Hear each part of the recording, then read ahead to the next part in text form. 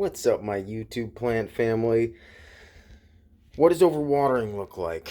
What does arugula look like on day 4? What do peas look like when they're ready to harvest? Why does my hair look so crazy? We're gonna answer all these questions in this video here. Let me turn the camera around. All right, so we've got our little arugula tray here on day 4, which looks fantastic. That's gonna sprout up, and hell, we might even get a week turnaround on that biznatch. All right, now here is what arugula looks like if you overwater it in the beginning. You can see these seeds here were completely drowned and just buried by the soil that came up and then flooded over them. The portions on the side where there wasn't all that much water have sprouted up nicely, and those are going to be fine around the edges. But there's a slight dip, there's a slight slant to these trays because of essentially the old, concrete floors. And so there was water pooling on this side of the tray, and there was much too much water, and so it was essentially flooding this side. And you can see the tails on these seeds are still coming out, and so eventually they might pop up and be healthy little seeds. But I had to take off the covers sort of prematurely, or not really prematurely, but prematurely for what we're looking at right here. And so some of these roots are sort of laying on the top and sort of wandering around. Hopefully they find the soil there and they can jump back up. Same thing with the radishes. I would have liked to keep the covers on these a little bit longer, but there was so much water that I felt like I needed to take off the covers so that I could run the fan on top of them and just dry them out. I also just took all the extra water from the bottom trays and poured them out, and then left the top trays on the rack so that they could just drain out onto the ground where I've got a drain down there. Okay, and then here is the broccoli. The broccoli looks pretty similar to our second tray of arugula.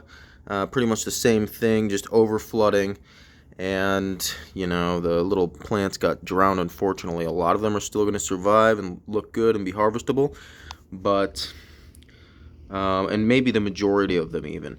But these ones in the middle are just not having a great time. They got a little bit flooded, and you can see how a lot of the roots are just kind of languishing on the surface and maybe even drying out and dying.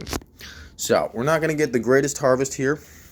You might notice that our pea tray is missing. Well, on second review, our pea tray had some mold, and I had to toss it. So how are we going to fix this? We have to be solution oriented. When it comes to peas, peas are very large seeds. They're easy to grow mold on, and especially when they're crowded together in a microgreens context, right? There's not going to be a lot of places for that mold to go, and especially in the beginning stages when you have that top tray on, you have tons of moisture and they are very mold prone. Not only that, but I had them absolutely drowning in water. I completely overwatered them, and so one thing that I learned is that in these beginning stages, growing microgreens, you do not want to overwater. You really want to keep the water levels pretty much down as far as you can, so that you're not growing mold. There's not the potential for mold. Now, I got really lucky with these other trays, and I don't see any mold on any of these other guys, but the peas had a lot of mold on them.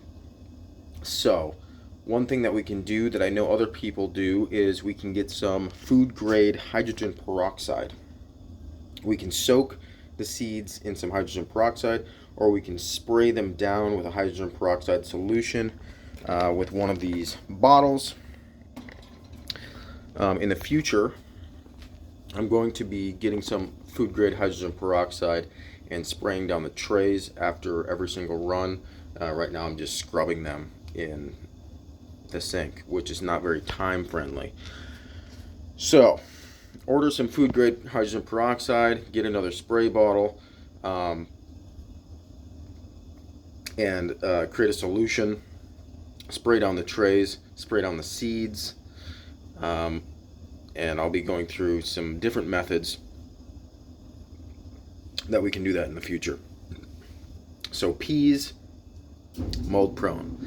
I've heard that sunflowers, big seeds, very mold prone. So we're going to have to take some extra measures with those ones to make sure that we do not have mold in the beginning stages. So that's what I've learned.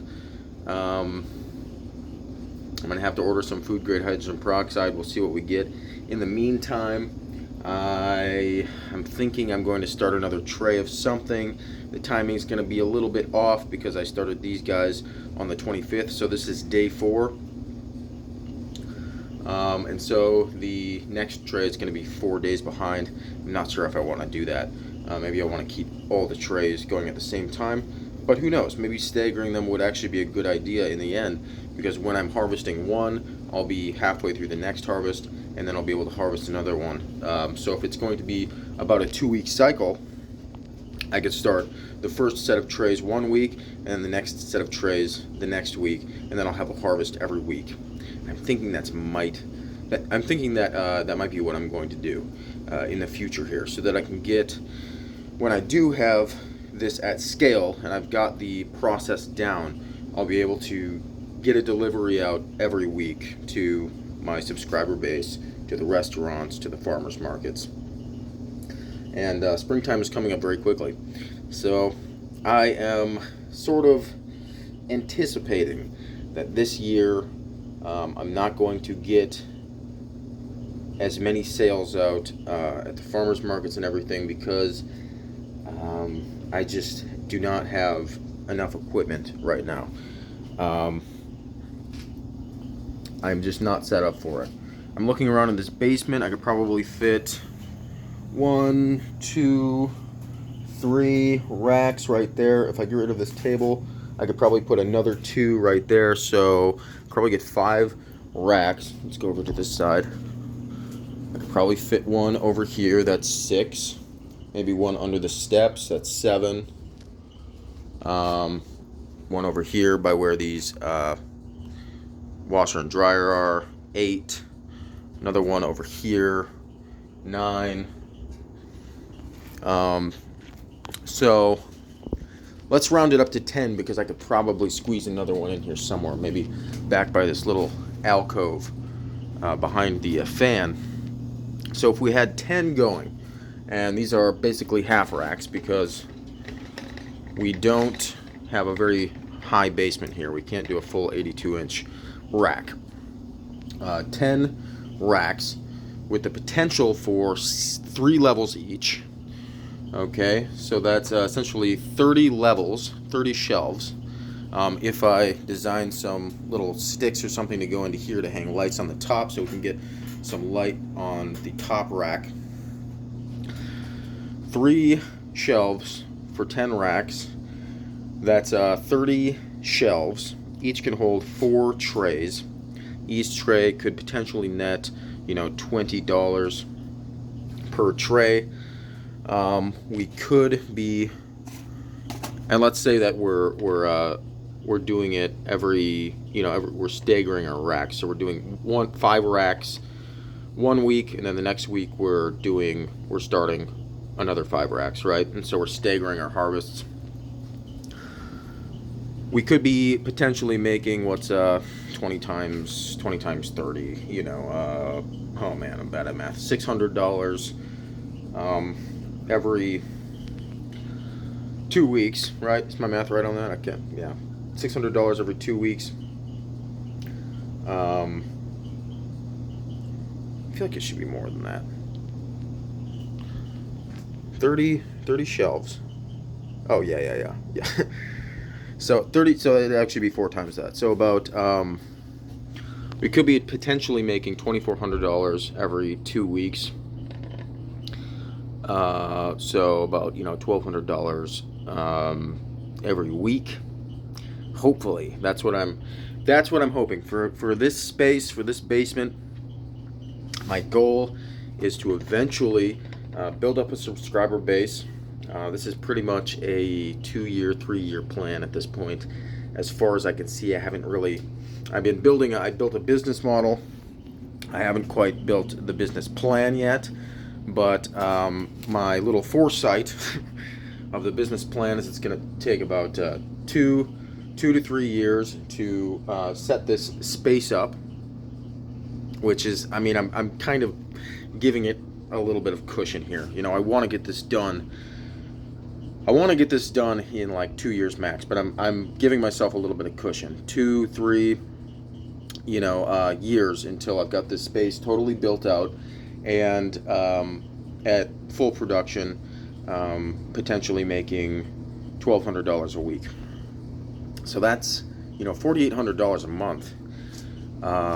That's basically double what your average person around here makes at a decent job with benefits, right? With health insurance and everything.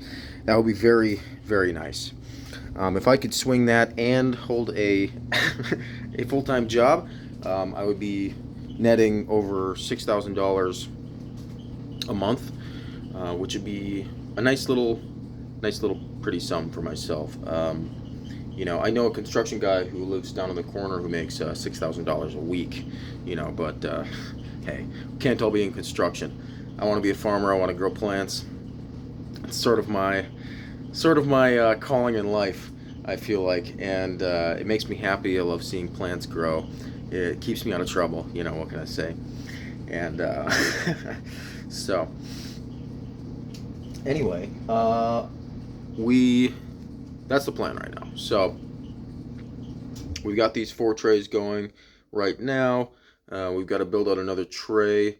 I'm thinking I will get another 5 trays going. So let's do a little math here. So if we've got 30 shelves, which is I would have to buy essentially, let's see, I have 2 racks right now. I need to buy essentially I need 8 more half racks. I need to buy 4 more racks. It's going to be about $400 for these racks. The rest of these racks to fill out this space. Okay, so that's 12. I can fit 12 flats on each half rack.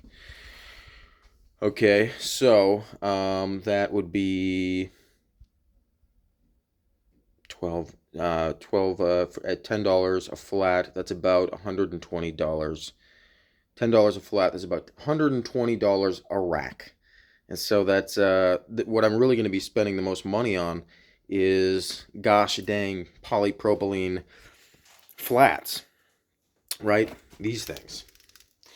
These are the most expensive part of the business as far as I can see.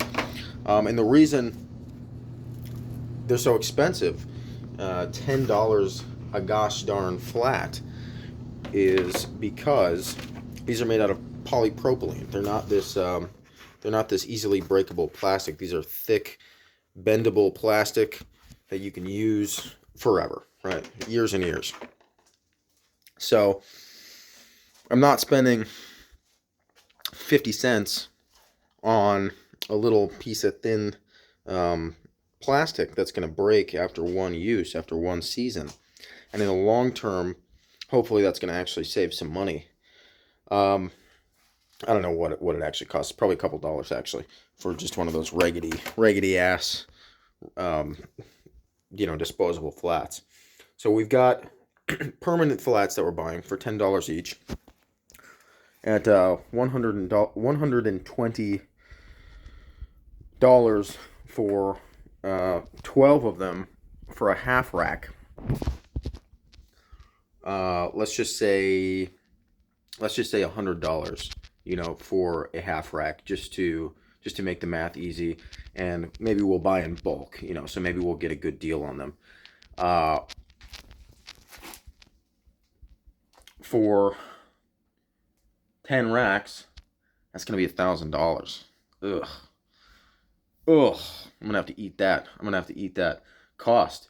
But hey, that's not too bad if we're going to be making $4,800 a month, potentially.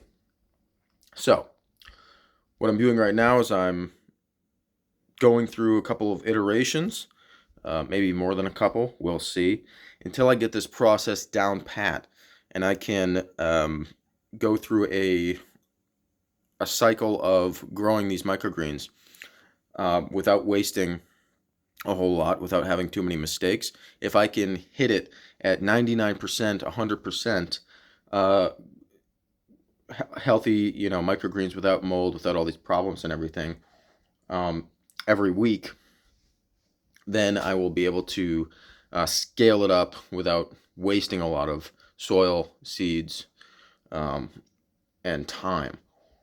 So that's what I'm doing right now. That's why I'm, not only because I don't have a lot of money invested in it yet, but because I don't want to waste tons of soil and seeds growing tons and tons of racks and just wasting a whole growing cycle of soil and seeds. Uh, so yeah, and I mean, I've found this time that it's a great idea because you could make a easy mistake like overwatering, which I just didn't foresee. Um, Maybe if I had watched enough videos, I had read enough articles, I would know that that was more of a potential. I know I've heard it before, but until I actually see it and I do it, I don't really know. I haven't experienced it. So now I've experienced what it's like to overwater your microgreens in their initial germination stages, and I can actually, and I have the experience in my brain. I have the neurons, the plasticity built up, the muscle memory. And next time, hopefully, I won't make the same mistake. So I'm going to start measuring out the water that I give all these plants, and for every plant, it's going to be a little bit different, right? Each plant is going to use more water, require more water, or less water, and will need slightly different circumstances.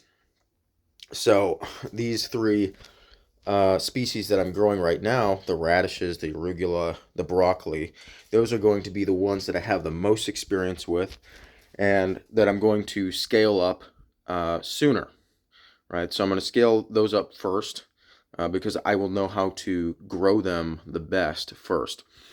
And then after I start growing them at scale, I might start introducing other plants, cabbage, um, alfalfa, garlic, onions, wheatgrass, all these different potential superfoods, super nutrients. So that will be fun. And then once I can get those down and start and hit a couple cycles with 100% success, then I'll be able to scale those up and test their market potential. So that was a lot. It's like 20 minutes. I just went on talking. So I apologize for that.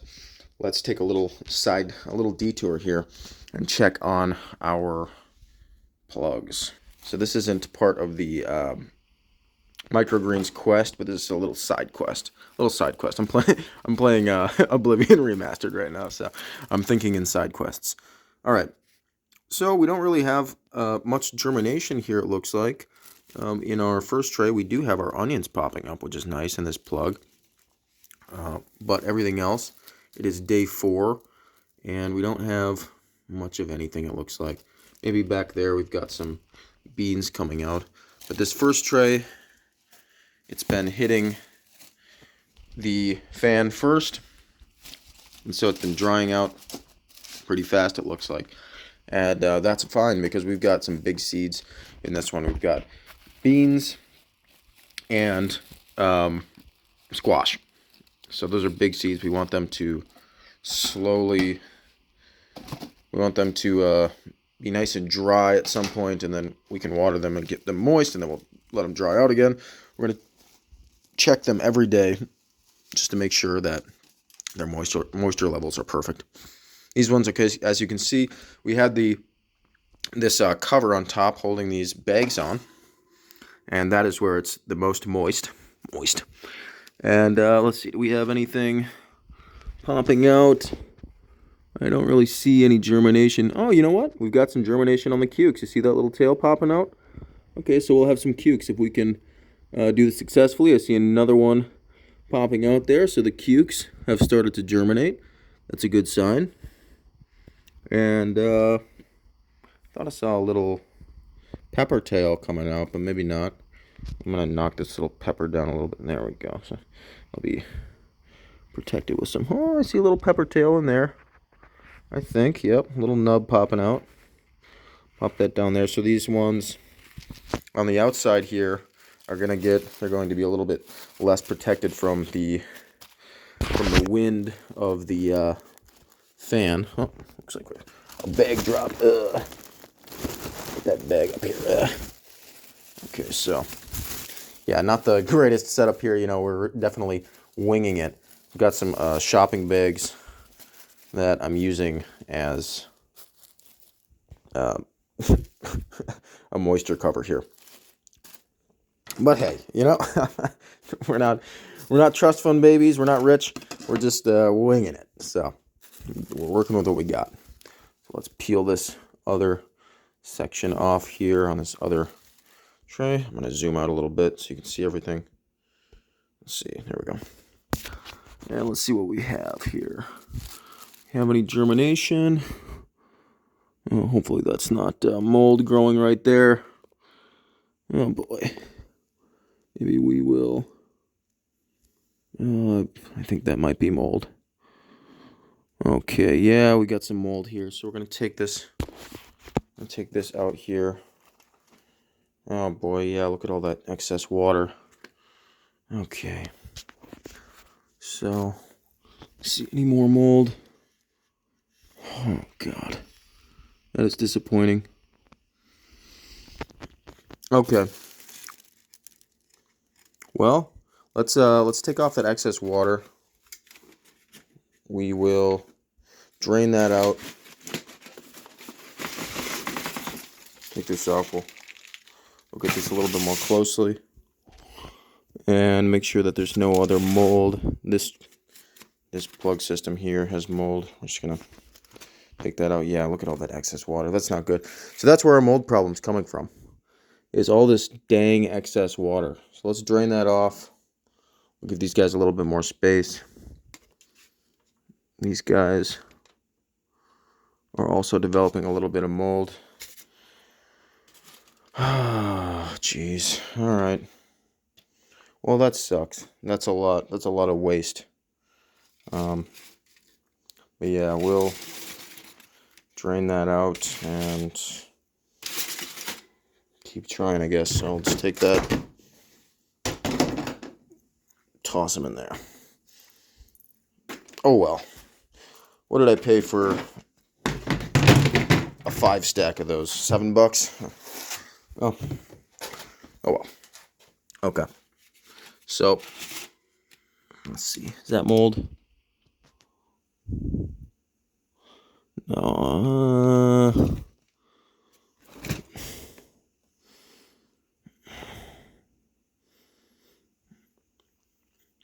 I don't know. It looks like there might be a little bit of mold starting. Huh. I cannot tell. Okay, maybe we'll just, I really want to inspect these. Make sure we don't have any mold. I do see some hairs growing in that one. Oh boy. Oh boy. Okay. Well, might just have to abandon hope,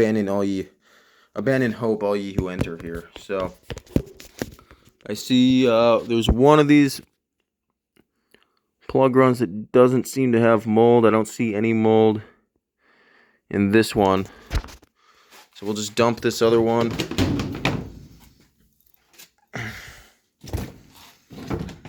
And we'll have a lot of compost at least. We'll just set this aside. Empty this bad boy out. Put that down there. Okay. And I'll just have to put that, maybe I'll just leave that up here for now. Let that totally dry out. Yeah, see, it's totally soaked. So, That's a failure. You know what? Most of them are still good, so not a total failure. These ones are still pretty wet. I don't see any excess water on the... Well, there is some excess water down there, isn't there? And do we have mold? Looks like... Yeah, you know, this soil is super full of wood. And, okay, I see a little bit of mold starting right here. Okay. I'm just going to take that out with my fingers, and hopefully that'll be fine. Hopefully that'll... Oh, no, I think this whole plug is gone. That really sucks, because it looks like we do have some germination with these peppers. Okay. Alright, so we're going to drain off the excess water in here. We'll get some mold there as well. Oh, God. Is this whole tray just done? Is it donezo? Yeah. Shit, shiesty. Oh, man. Damn. Okay, well, now you see how important it is to just make sure that there's no excess water in your plants. Just be really careful about that. So I think from now on, I'm just going to actually top water these guys. I don't want to put in too much water and overwater everything. Well, that's about $14. Let's say 15 with the seeds in the soil. Down the drain.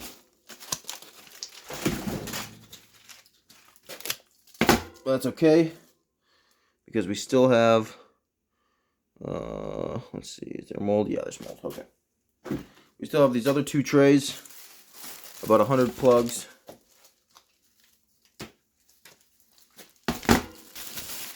That are still rocking. So hopefully these 2 guys will produce, and we won't have lost the whole crop. And we might just have to sow a lot of seeds straight into the ground this year, because I cannot be down here, unfortunately, twice a day, spending a lot of time. But maybe in the future, I'll be able to, I'll get up earlier and come down here and spend half an hour adjusting everything and making sure everything's good for the day. Then when I get back, we'll see. But you know what? This is a learning lesson. This is definitely a learning lesson. I've never done this much, this many plugs at this scale, in this way. So this is definitely a new thing for me. Bottom watering with these fiber plugs. It's a little bit of a new adventure for me. So I'm learning. And now you know. Make sure that you don't have too much excess water in the bottom of your trays. If you're using plugs, if you're using fiber plugs, you will get mold. Make sure that you're using just the right amount of water, and maybe have a proper setup with an actual humidity dome and everything, not just bags, which could be full of mold spores, right? So, hey, what am I going to do? This is a grassroots operation. You're seeing all the foibles, all the mistakes, and it is what it is. So we're hopeful about these microgreen trays. We have made a lot of mistakes this run, but, well, just a couple mistakes. Really, the whole thing is overwatering. That's the big mistake that we've made so far. So try not to overwater. Just give your plants just enough water, which can sort of be like a balancing act, it seems. You know, and between how much water you give them and where they are in position to the fan. So yeah, that's my video for today. I'm gonna throw the fans back on these bad boys, and we'll see you tomorrow.